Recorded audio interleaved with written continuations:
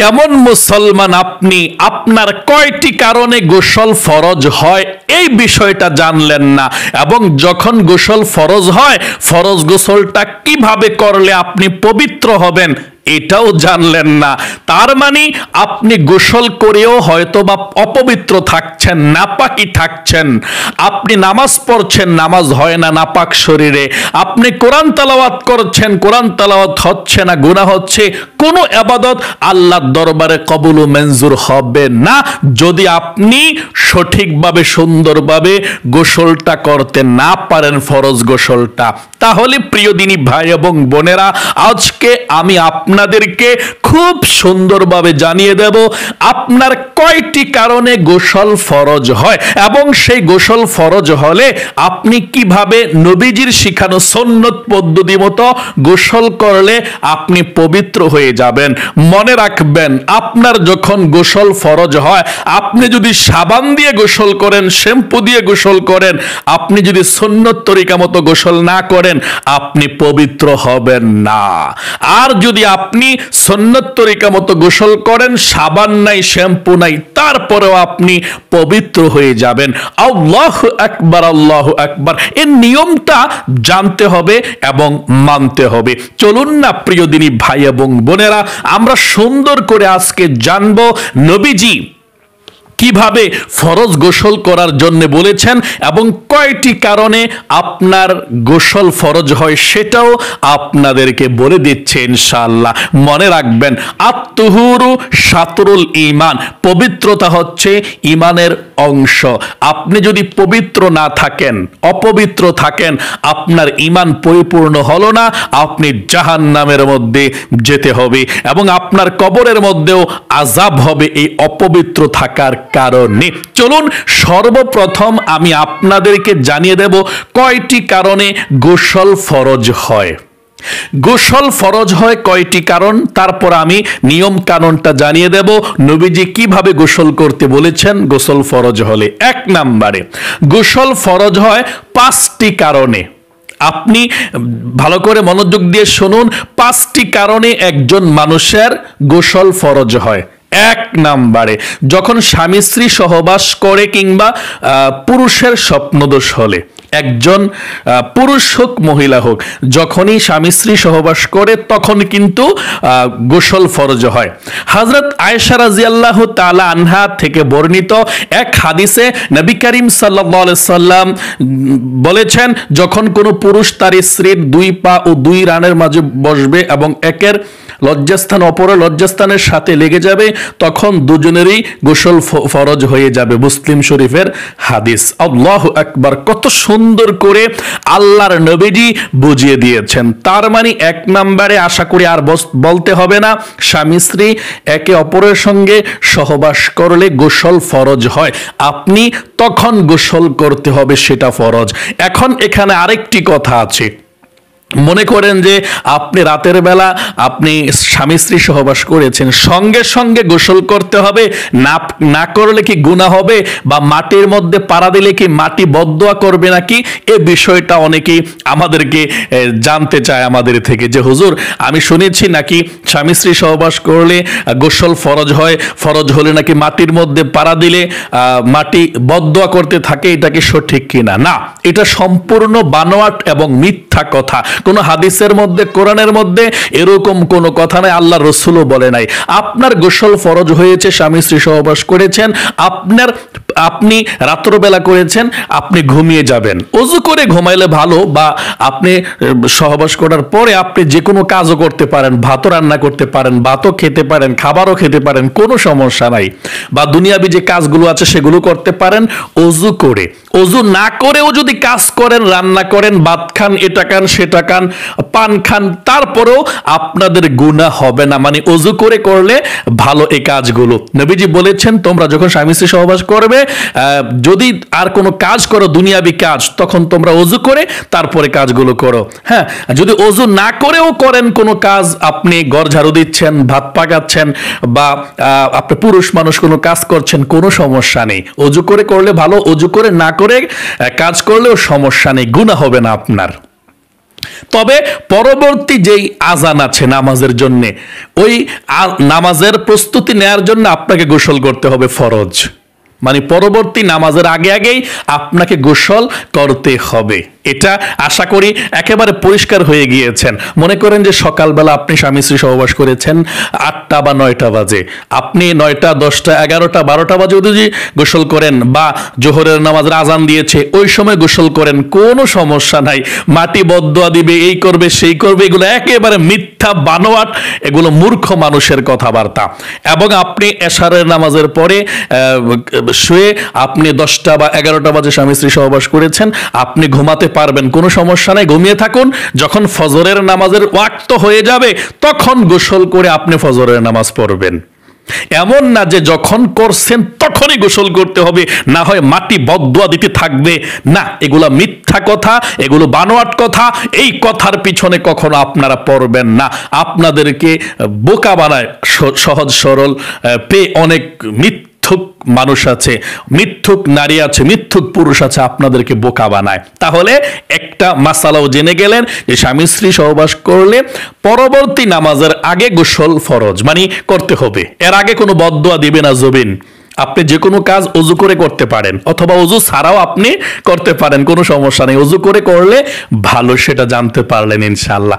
2 নম্বরে যে কারণে গোসল ফরজ হয় একজন মহিলার, নারীদের ঋতুস্রাব অথবা পিরিয়ড হলে। হ্যাঁ, এর আগে আরেকটি কথা আছে যে স্বামী স্ত্রী সহবাস করলে কিংবা পুরুষের স্বপ্নদোষ হলে। হ্যাঁ, আপনার এখানে আরেকটি কথা বলছি মহিলা মা বোন এবং পুরুষ সকলের জন্য। কি বলছে? স্বামী স্ত্রী সহবাস করলে এটা বললাম আমরা। তারপর পুরুষের স্বপ্নদোষ হলে অনেক সময় দেখা যায় যে পুরুষ, বালেগ পুরুষ ঘুমিয়ে আছে, ঘুমের মধ্যে মানে স্বপ্নে সহবাস করছে অথবা বীর্যপাত হয়েছে, তখন গোসল ফরজ। আপনি ঘুমাইছেন, একজন পুরুষ হোক মহিলা হোক, মহিলারটা আমি বলছি একটু পরে, পুরুষ ঘুমাইছে, ঘুমের মাধ্যমে সহবাস করছে, দেখছে স্বপ্ন এরকম, দেখার পর ঘুম থেকে ওইটা দেখছে তার শরীরের প্যান্ট অথবা লুঙ্গি অথবা পাজামাতে বীর্যর চিহ্ন আছে বা বিছানার মধ্যে, তাহলে সে দেখে সে বুঝতে পারবে তার উপরে গোসল ফরজ। কিন্তু স্বপ্ন দেখছে, নেগেটিভ স্বপ্ন, খারাপ স্বপ্ন দেখছে সহবাসের, কিন্তু ঘুম থেকে ওইটা দেখে যে বীর্যপাত হয় না, কোনো বীর্য দেখা যায় না, লুঙ্গিও ভেজা নাই, বীর্যপাত হয় না, কোনো চিহ্নই নাই, তাহলে গোসল ফরজ হয় না। অর্থাৎ স্বপ্ন খারাপ দেখলেই গোসল ফরজ হয় না, বীর্যপাত হলে গোসল ফরজ হয়।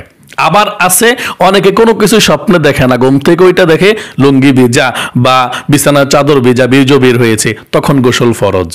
মানে খারাপ স্বপ্ন দেখলেও ফরজ না যদি বীর্যপাত না হয়। বীর্যপাত হইলে স্বপ্নদোষ, তখন আপনি গোসল ফরজ, আপনি তখন গোসল করবেন।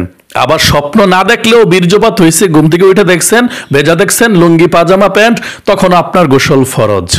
মহিলাদেরও কিন্তু স্বপ্নদোষ হয়, পুরুষের যেভাবে স্বপ্নদোষ হয়, নেগেটিভ স্বপ্ন সহবাস করে, মহিলাদেরও কিন্তু এরকম ঘুমাইলে স্বপ্নদোষ হয়, স্বপ্নে সহবাস করার এরকম স্বপ্ন দেখলে গোসল ফরজ হয় না। যদি দেখা যায় বীর্যপাত হয়েছে বা বীর্যর চিহ্ন দেখা যায়, ভেজা দেখা যায়, তাহলে গোসল ফরজ। মানে মহিলা মা বোনরা যখন ঘুমাবেন, যদি এরকম স্বপ্ন দেখেন যে নেগেটিভ স্বপ্ন দেখছেন খারাপ, আপনি ঘুম থেকে উঠবেন, ওইটা দেখবেন, তাকিয়ে কাপড়ের মধ্যে আপনার চিহ্ন আছে কিনা বীর্যের বা ভেজা আছে কিনা, তাহলে ভেজা যদি থাকে অথবা চিহ্ন থাকে বীর্যের বিছানার মধ্যে বা কাপড়ের মধ্যে, তখন গোসল ফরজ। অথবা আপনি ঘুমিয়ে আছেন, কোনো কিছুই দেখেন না, কিন্তু আপনার বীর্যপাত হয়ে গিয়েছে, ঘুম থেকে ওইটা আপনার কাপড় ভেজা অথবা বিছানা ভিজা আপনি দেখতে পেয়েছেন, তখনও কিন্তু গোসল আপনার ফরজ, আপনি গোসল করতে হবে। তাহলে পরিষ্কার হয়ে গেলেন ইনশাল্লাহ। স্বপ্নদোষ হলেও গোসল করতে হয় বীর্যপাত হলে। 2 নম্বরে নারীদের ঋতুস্রাব অথবা পিরিয়ড হলে। হযরত আয়েশা রাদিয়াল্লাহু তাআলা আনহা থেকে বর্ণিত, রাসূল করিম সাল্লাল্লাহু আলাইহি সাল্লাম ফাতেমা বিনতে আবু ইবাইসকে আদেশ করেন, হায়াজ শুরু হলে সালাত ছেড়ে দাও, আর হায়াজ শেষ হলে গোসল করো এবং নামাজ পড়তে শুরু করো। সুবহানাল্লাহ, সুবহানাল্লাহ। মানে মহিলা মা বোনদের যখন পিরিয়ড হবে তখন নামাজ ছেড়ে দিবেন। এই নামাজকে আল্লাহ রাব্বুল আলামিন মাফ করে দিয়েছে, নামাজ মাফ। কিন্তু রোজার সময়, রোজা ফরজ রোজা, আপনার কাজা করতে হবে পড়ে, কিন্তু নামাজটা বাদ, নামাজটা মাফ। এবং আপনি যখন হায়েস্ট পিরিয়ড থেকে ভালো হবেন, 3 দিনে হতে পারেন, 4 দিন, 5 দিন, 6 দিন, 7 দিন, 8 দিন, 9 দিন, 10 দিন সর্বোচ্চ। অনেকের অভ্যাস থাকে 3 দিনে ভালো হয়, 4 দিনে ভালো হয়। যেদিন ভালো হবেন সেই দিন গোসল করে পবিত্র হবেন আপনি, গোসল ফরজ।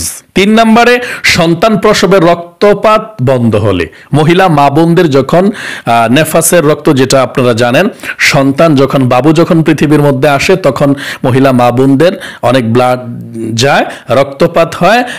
এই 15 দিন, 20 দিন, 25 দিন, 30 দিন এরকম রক্ত ব্লাড যেতেই থাকে। যতদিন যাবে গোসল ফরজ না, কিন্তু যখন ব্লাড বন্ধ হবে, রক্তপাত বন্ধ যখন হয়ে যাবে, ভালো হয়ে যাবেন আপনি নেফাস থেকে, তখনই আপনাকে গোসল করে নামাজ পড়তে হবে, গোসল ফরজ। তখন বাবু যখন হয়, রক্ত যেদিন ভালো হয়ে যায়, একেবারে পবিত্র হয়ে গিয়েছেন, ভালো হয়েছেন, সেদিন আপনাকে গোসল করে, গোসল ফরজ, গোসল করে আপনাকে নামাজ পড়তে হবে। এই নেফাস এবং সন্তান প্রসবের পরবর্তী যে ব্লাডটা যায়, এটার কোনো সীমারেখা নাই। মানে এটা 1 সপ্তাহ যেতে পারে, 10 দিনও যেতে পারে, 20 দিনও যেতে পারে, সর্বোচ্চ 40 দিন। এই 40 দিনের আগে যে কোনো দিন ভালো হতে পারে। ভালো হইলেই আপনার গোসল ফরজ, গোসল করে আপনি নামাজ পড়বেন। অনেক মহিলারা আছে যে মনে করে যে বাচ্চা হয়েছে 40 দিন নামাজ নাই। এটা কিন্তু ভুল করে। আপনার যেদিন রক্তপাত বন্ধ হয়ে যাবে, যেদিন আপনি ভালো হয়ে যাবেন, সেদিনই কিন্তু আপনার গোসল ফরজ এবং নামাজ পড়তে হবে। সেটা 1 সপ্তাহ হোক, 20 দিন হোক, 25 দিন হোক, 30 দিন হোক, 40 দিনের অপেক্ষা করবেন না। 40 দিন হচ্ছে সর্বশেষ সীমারেখা। 40 দিনের পরেও যদি আপনি ভালো না হন, সেদিন গোসল করবেন। 40 দিনের দিন গোসল করে আপনি নামাজ পড়বেন, ওই ব্লাড নিয়ে নামাজ পড়তে হবে। এটা আপনার রোগের কারণে, সমস্যার কারণে। 40 দিনের বেশি আর যাওয়া যাবে না। 40 দিনের আগে যেদিন ভালো হবেন, সেদিনই আপনাকে গোসল করে নামাজ পড়তে হবে। তাহলে 3 নম্বর, মহিলা মা বোনদের জানতে পারলে যে ঋতুস্রাব আপনাদের যখন সন্তান প্রসব হয়, রক্ত যখন বন্ধ হয়, সেদিন গোসল ফরজ। 4 নম্বরে মৃত ব্যক্তিকে গোসল দেওয়া জীবিতদের জন্য ফরজ। মনে করেন যে আপনার বাবা, আপনার মা মারা গেছে, ভাই মারা গেছে, বা আত্মীয় স্বজন কেউ মারা গেছে, অথবা দাদা মারা গেছে, দাদি মারা গেছে, মানে মোট কথা যারা আপনার আপনজন মারা যায়, তাদেরকে গোসল দেওয়া আপনার জন্য ফরজ। দিতেই হবে, গোসল দিয়ে তাদেরকে কবর দিতে হবে। যারা শহীদ তাদেরকে দিতে হবে না। আল্লাহ রাস্তায় যারা ক্ষতবিক্ষত হয়, শহীদ হয়, তাদেরকে গোসল দিতে হবে না। এভাবে যারা মারা যায়, দাদা দাদি, নানা নানি, যেই মা বাবা, তাদেরকে গোসল দেওয়া ফরজ আপনার আমার উপরে। আমরা গোসল তাদেরকে দিতে হবে, করাতে হবে। গোসলটা করিয়ে পবিত্র করে সাদা কাপড়ে মুড়িয়ে কবরের মধ্যে দিতে হবে। যেমন আমি আপনিও যদি মারা যাই, আমার আত্মীয় স্বজন যারা আছে তারা আমাদেরকে গোসল দিতে হবে, দিয়া আমাদেরকে মাটির নিচে দিতে হবে। কেমন জীবন নিয়ে আমরা পৃথিবীর মধ্যে এসেছি না? এই জন্যই পবিত্রতা অর্জন করে চলতে হবে। থাকতে পারবো না, আমরা সবাই চলে যেতে হবে। একই পথের পথিক আপনি আর আমি। তাই প্রস্তুতি গ্রহণ করে পরিষ্কার পরিচ্ছন্ন থেকে ইবাদত করতে হবে। লজ্জার বিষয় না, জানতে হবে।